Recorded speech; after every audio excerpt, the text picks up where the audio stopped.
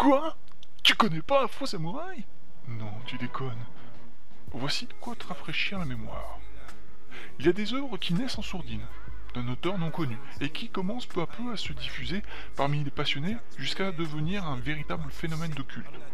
Au Japon, où existe un grand marché de doujinshi, cela arrive très souvent. Les spécialistes du genre le savent et, pour cette raison, sont toujours à la recherche de petits joyaux susceptibles de devenir un véritable phénomène mondial.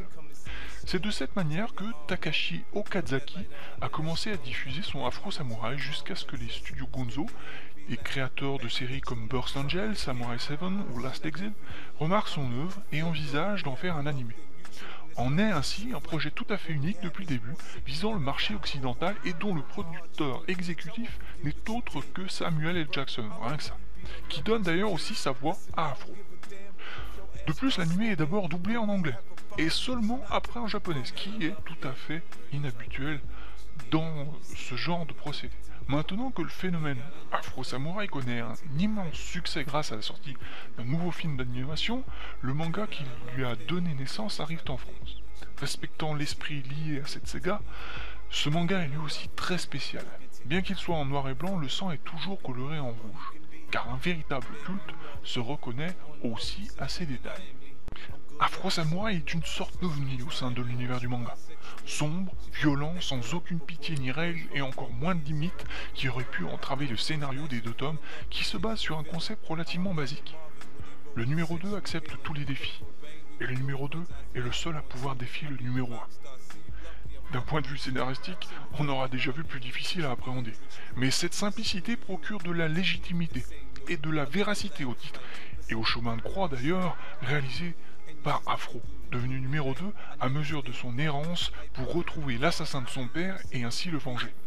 Si des flashbacks viennent alimenter la trame principale et apporter plus de consistance au personnage d'Afro, les agissements de ce dernier dans le présent sont eux assez alambiqués, et parfois pour ne pas dire souvent on se retrouve à aller à l'essentiel jusqu'à en être expéditif.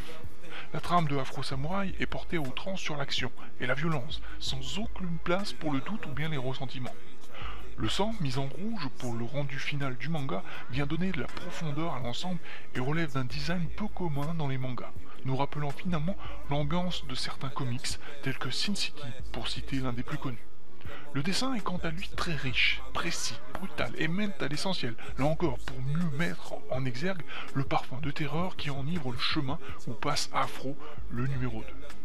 Relativement beau, mais toutefois très sombre, on apprécie particulièrement la silhouette peu académique d'un samouraï afro dans un univers féodal futuriste japonais.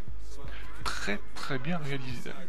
Seul bémol, l'enchaînement des cases est parfois difficile à appréhender, sans doute à cause du contraste peu élevé.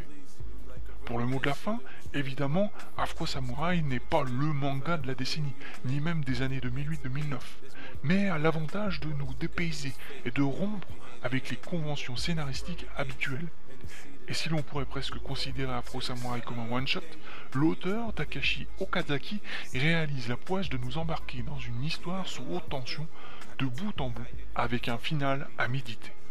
Takashi Okazaki et son Afro Samurai récolte la note de 6,69 sur 10. Je vous laisse bien entendu retrouver toute la notation directement sur le site et vous souhaite une bonne continuation. À la prochaine!